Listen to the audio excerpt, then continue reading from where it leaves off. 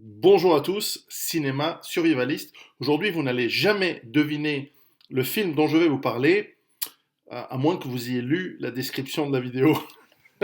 Il s'agit d'un film extraordinaire, Apocalypto, réalisé par Mel Gibson. De quelle année est ce film déjà? C'est un des meilleurs films, je dirais, des 20 dernières années. Film peut-être des années 90 en tout cas. Je me demande s'il a précédé ou s'il a suivi La Passion du Christ, également réalisé. Et je pense que ces deux films sont à voir ensemble, bien qu'ils ne touchent absolument pas le même thème. Alors, je vais essayer de faire cette vidéo en deux bouts. Ce sera une seule vidéo. Et parce que dans la deuxième partie, je vais spoiler, je vais divulgacher l'histoire. Mais ce que je peux vous dire dans la première partie, simplement pour planter le décor, parce que si vous avez vu la bande-annonce, ben, en gros, c'est bon. Vous êtes en Amérique, avant l'arrivée du méchant homme blanc, et où les tribus des forêts, alors on pense que ça doit être quelque part en Mésoamérique, en Yucatan ou en Amérique centrale, vivent une vie idyllique dans la forêt, d'amour, de rigolade, de chasse, de pêche, et transmettent leurs traditions et de génération en génération dans l'harmonie avec la nature. Le rêve rousseauiste, l'utopie évidemment fantasmée des gauchistes qui imaginent que l'état de la nature est bon. Mel Gibson joue sur cet effet-là, et nous suivons la tribu dont fait partie le fils du chef, Pat de Jaguar, euh, qui, dont la tribu va se faire conquérir, attraper par une tribu beaucoup plus puissante, inconnue à eux, et qui va de plus en plus loin par rapport à son centre pour aller chercher évidemment, quand je vous dis que c'est des Mayas, ça aurait pu être des Aztèques, mais en l'occurrence c'est plutôt des Mayas, puisqu'ils prient le dieu Kukulkan. Eh bien, ils vont choper dans les villages de plus en plus loin de leur centre civilisationnel, des esclaves, jusque-là normal, mais aussi des gens à sacrifier pour leur dieu. Alors, je vais vous expliquer deux, trois choses dans la deuxième partie, enfin si on veut, plus loin, mais avant de vous dire arrêtez, allez voir le film et puis revenez plus tard, je dirais simplement que le thème, il y a deux thèmes dans ce film. Il y a un thème qui nous concerne nous en tant que survivalistes par rapport à la survie. Et je dirais que allez voir ce film, hein, mais vraiment c'est un des meilleurs films. Il est très très bien réalisé. Alors il y a des petits anachronismes historiques évidemment dont je vous parlerai un peu plus tard. Rappelez-vous que mon sujet spécial en histoire pour la maturité fédérale que j'ai passé il y a longtemps, c'était les Aztèques. Donc je connais un petit peu la région, en tout cas théoriquement. J'ai jamais été, malheureusement, j'ai pas eu l'occasion. Mais voilà, et puis les Mayas, c'est la fin du monde, tout ça, 2012. C'était un truc qu'il fallait un petit peu connaître. Non, ce qui est intéressant, ce sont les thèmes liés à la survie. C'est que au-delà de la chasse et de la connaissance euh, j'allais dire du marché, n'importe quoi, la connaissance du territoire dans lequel on évolue, c'est-à-dire celui qui connaît les moindres recoins de sa propre jungle, dans laquelle il est habitué à chasser, dans laquelle il a posé des pièges, dans laquelle il connaît les animaux et les habitudes et les sentiers de chasse, etc., eh bien, il va avoir un avantage, un multiplicateur de force assez important sur celui qui ne le connaît pas, que ce soit parce qu'il le traque, un animal ou quelqu'un, ou parce qu'il est lui-même traqué, un animal ou un groupe ou quelqu'un. Et, euh, et donc, connaître le territoire, connaître l'environnement, c'est très important. C'est pour ça que nous autres, dans nos bases autonomes durables, notre travail n'est pas simplement de travailler notre potager, de travailler notre autonomie, de certes faire des liens avec nos voisins. On voit d'ailleurs dans le film une très belle scène au tout début du film où les chasseurs viennent de tuer un tapir et rencontrent un autre groupe, d'une autre tribu qui souhaite passer sur leur territoire Et on sent ce moment de tension. Bon, il y a des étrangers. Est-ce que les étrangers sont hostiles ou pas? Visiblement, ils ne sont pas hostiles. Donc, on va négocier un petit quelque chose. Et ils disent, bah voilà, nous, on aimerait passer. On vous a emmené en offrande en gros, pas payer un passage, mais pour avoir votre bienveillance et nous laisser passer sur votre territoire. On vous a amené des poissons parce que nous sommes une tribu probablement de pêcheurs. Et donc, parce que ça se fait, lorsqu'on reçoit un don, on réciproque. Donc, qu'est-ce qu'ils font? Ils coupent un cuisseau de leur tapir qu'ils viennent de couper et ils leur donnent en disant allez-y en paix, traversez, il n'y a pas de problème. Et avec cet échange, il y a un signe en tout cas d'apaisement et de non-agression qui est important entre les tribus. Donc ça, c'est très important.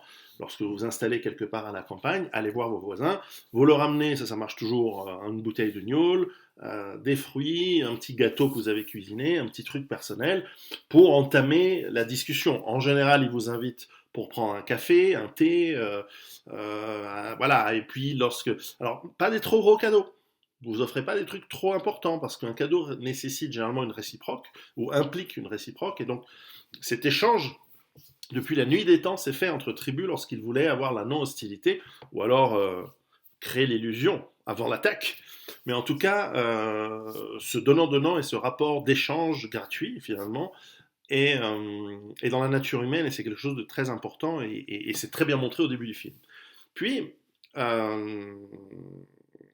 donc voilà, il y a donc la connaissance de l'environnement, et donc dans nos bases durables, il y a aussi cette idée, moi je fais beaucoup de balades avec les enfants, on aime bien explorer les bois, les forêts, les grimper les falaises s'il y en a, aller voir les sommets des montagnes, déjà pour avoir une perspective différente du territoire, et puis on imagine en disant, si j'étais là et il y avait, on va dire, un cerf de l'autre côté, quelle est la distance, 200 mètres, 300 mètres, on n'est pas trop sûr, alors on sort le petit télémètre, on se dit, ah, non, 250 mètres, ah, c'est pas mal. Et au bout d'un moment, on a toutes les distances dans tous les angles possibles et imaginables de votre environnement. Ça, c'est vachement intéressant si vous allez chasser ou autre. Mais connaître votre environnement, c'est très intéressant. J'ouvre une parenthèse dans le cinéma survivaliste pour vous parler de livres survivalistes qui me vient à l'esprit.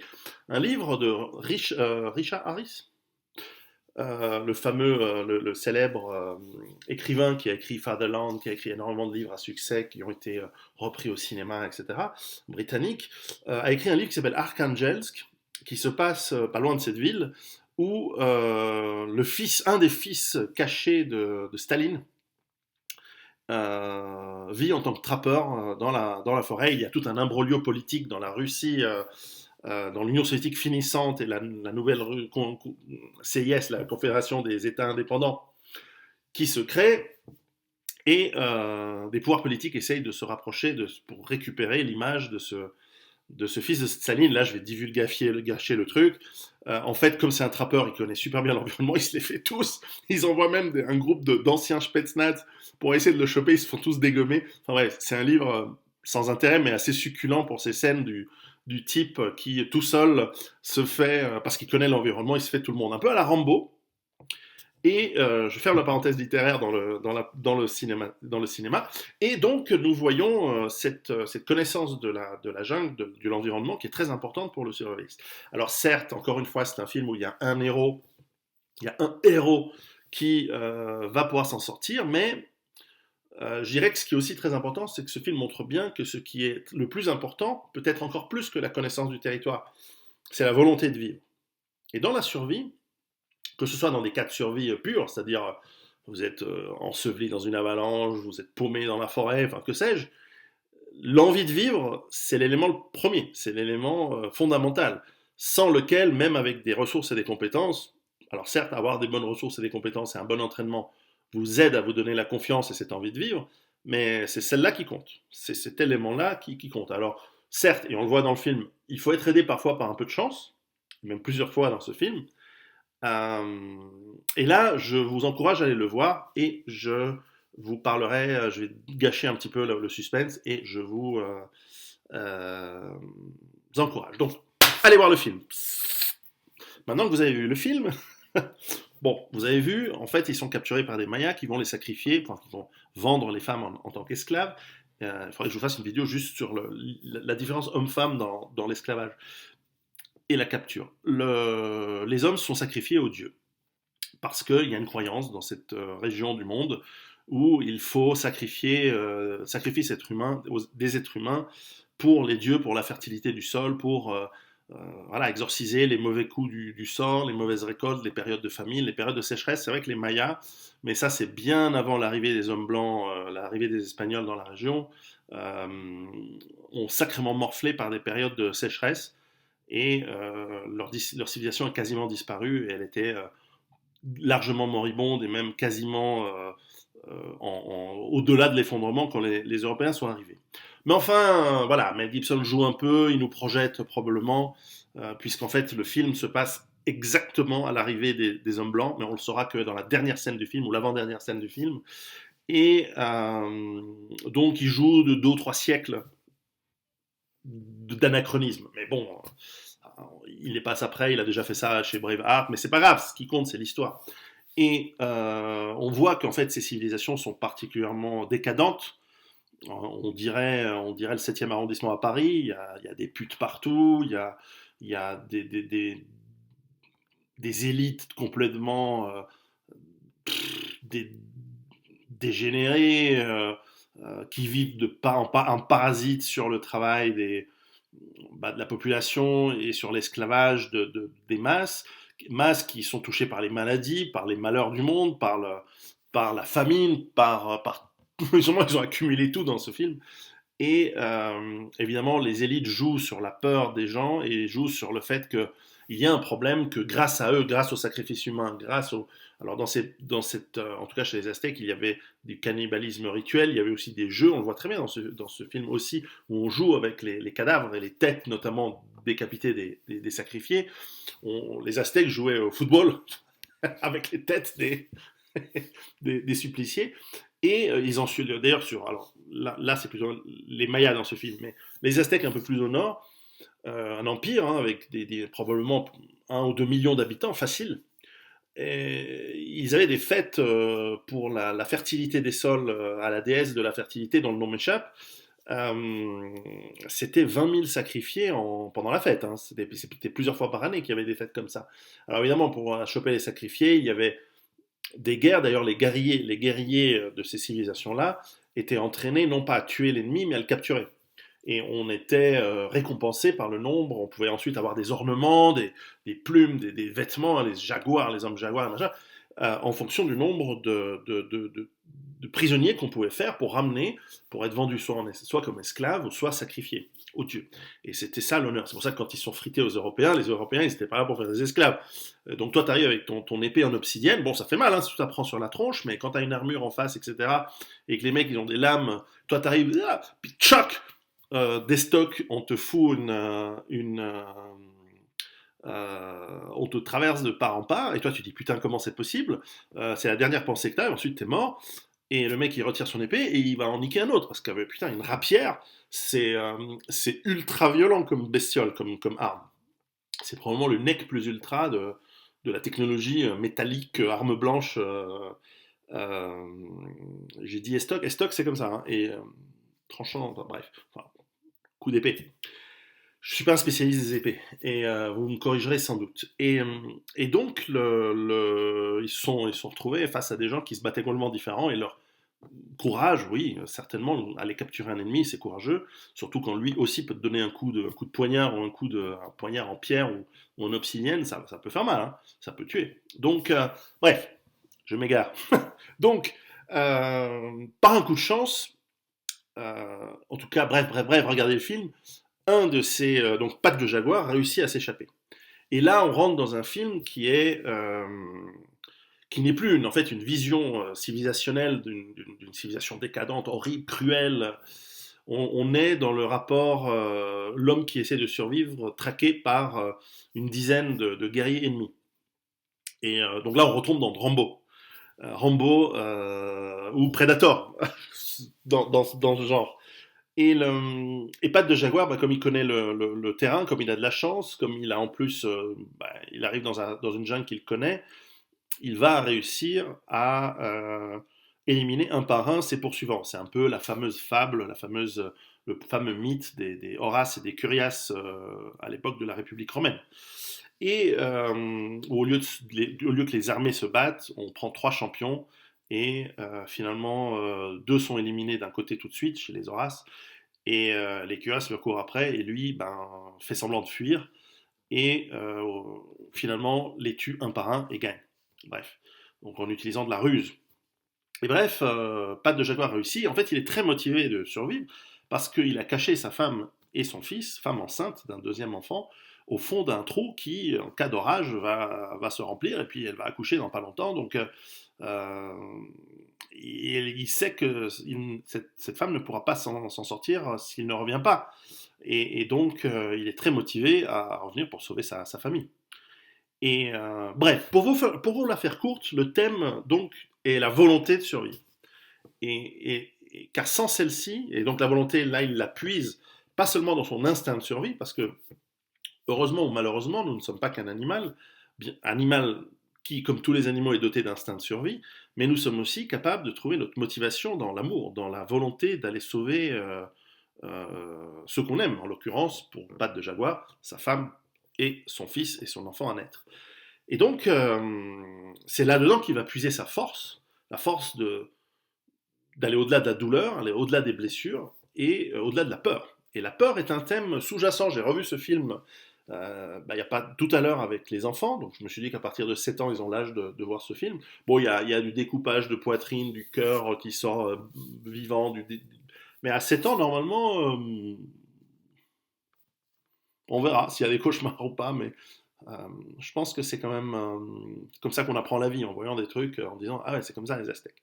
Et bref, cette volonté de tenir, de vivre, ça c'est aussi l'homme, ça c'est notre conscience, c'est notre intellect qui peut nous donner cette rage de vouloir vivre, peut-être même de vouloir nous venger. D'ailleurs, l'acteur qui joue le chef des Mayas, de la troupe Maya, un chef de guerre qui va poursuivre ensuite cette patte de jaguar. Vous avez vu le film, vous savez pourquoi. On voit aussi que lui aussi, d'ailleurs il joue très très bien le chef, il joue très très bien celui qui a l'autorité par la compétence et aussi par une sorte de discipline basée sur le fait que personne ne conteste le fait que c'est lui le chef parce que c'est le plus fort. Et on en aimerait bien des comme ça d'ailleurs dans notre monde. Des mecs qui ont cette force de volonté, cette force physique, voilà. Mais comme depuis 2 siècles on se bat avec des boutons, voilà, forcément le côté physique c'est plus ce que c'était. Il joue très très bien lui aussi, celui qui a la rage, qui veut son honneur est bafoué, il doit laver l'affront du prisonnier qui s'échappe et qui tue ses hommes un par un. Enfin, on voit qu'il est extrêmement énervé. Et puis, le thème est là. Le thème essentiel dans l'idée de la survie est là. Donc, c'est un film que vous devez voir. Il est excellent. Il a un côté crépusculaire et à dessin, et je le trouve très très bien réalisé. Et, dernière scène du film, et c'est en ce sens qu'il est à mettre en parallèle avec le, l'autre film donc de La Passion du Christ qu'a réalisé Mel Gibson un peu avant ou un peu après, c'est le, le fait que cette religion horrible de sacrifice humain, de sadisme, de capture, de dégénérescence, qui n'est pas sans rappeler une autre civilisation près de chez vous, simplement qu'il ne le fait pas de manière explicite et de manière rituelle, mais quoique. C'est qu'en fait, à la dernière scène, on voit les deux poursuivants. Alors, j'espère que vous avez vu le film, parce que là, je vais vous raconter le meilleur moment du film. Les deux poursuivants qui poursuivent Pat de Jaguar, qui est blessé, et là, ils se disent, bon, c'est bon, il peut plus se cacher, ils arrivent sur une plage, au bord de la mer, forcément, et il lui court après, et ils vont arriver, et là, on voit que Pat de Jaguar tombe à genoux, il est blessé, il vient de se prendre une flèche, bon, c'était pas vital, mortel, mais... Et il fixe un peu l'océan et il a l'air d'être un peu, un peu sonné par la dernière blessure qu'il vient d'avoir et les derniers combats et puis surtout des jours de course et de combats et de fuite et de contre-attaque, etc. Donc il est épuisé. Il sait que la vie de sa femme et de ses enfants dépendent de sa survie et les deux derniers de ses ennemis lui courent après Et eux aussi arrivent sur la plage, mais au lieu de le taper, au lieu de l'attraper, eux aussi sont abasourdis. Ils sont... euh, le mot est... Ils sont stupéfiés, ils sont totalement choqués par ce qu'ils voient. Et la caméra tourne de manière habile autour de la tête de ces trois guerriers qui tout d'un coup arrêtent de se battre, arrêtent de se courir après parce que ils ont vu quelque chose de... Genre, il y aurait pu avoir un tyrannosaure sur la plage, hein, c'est un peu ça. Tout d'un coup, ils ont vu quelque chose qui les sidère, c'est le mot que je cherchais. Ils sont absolument sidérés et tout ce qu'ils sont en train de faire s'arrête parce que tout d'un coup, ils voient quelque chose d'absolument énorme. Et la caméra tourne et qu'est-ce que l'on voit? On voit des caravelles espagnoles avec des bateaux à rames qui arrivent vers la plage et sur ces bateaux, eh bien, il y a des prêtres avec la croix, des conquistadors et des drapeaux et on voit les Européens qui arrivent. Et on nous a beaucoup appris que les Européens ont amené des maladies, ça a été terrible, ils ont été cruels. C'est vrai, aussi. Mais ils ont aussi cessé. Alors c'est clair qu'ils n'avaient pas de directive prime comme dans Star Trek. Les conquistadors, les Espagnols, ils sont arrivés très énervés avec une grosse motivation. Je veux dire, ils se sont battus 700 ans avec les Arabes. Une fois qu'ils ont chassé les Arabes de chez eux, ils se disent putain, il faut continuer. Ils ont traversé l'océan, ils sont arrivés là-bas. Donc ils sont arrivés en disant putain, où est-ce qu'il y a des Arabes à taper? Ils disent il n'y a pas d'Arabes, il y a des Indiens. Bon, on va quand même prendre leur terre. Mais on va amener la parole du Christ. On va amener le catholicisme. Et on peut dire tout ce qu'on veut sur le catholicisme, mais par rapport aux religions aztèques ou mayas, avec des milliers de sacrifiés, on bouffe les cadavres et on joue au foot avec les têtes,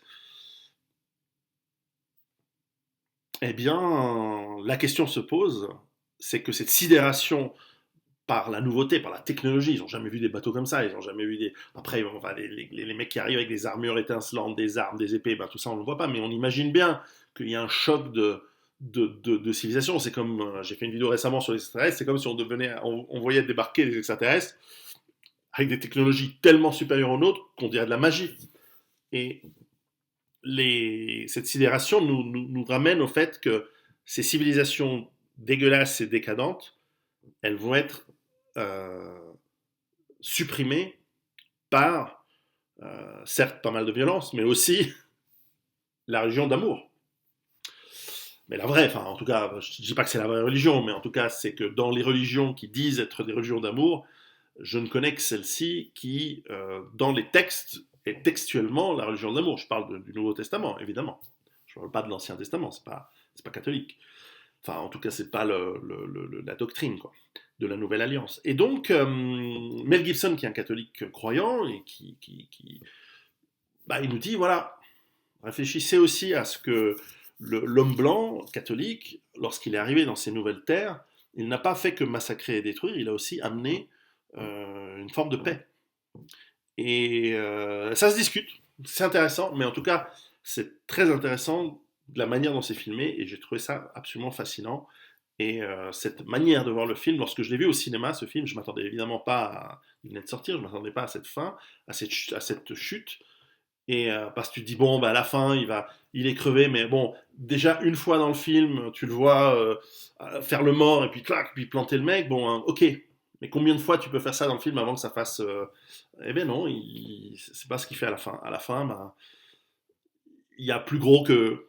C'est comme je dis, voilà, tu arrives dans un endroit, tu veux te battre avec un mec, et en fait, t'as un tyrannosaure qui te regarde, et toi, tu dis, ben, on va arrêter de se battre pendant 2 secondes parce que là, on a un problème plus grand. Ou t'as un truc qui débarque dans le ciel, et tu dis, putain, la vache.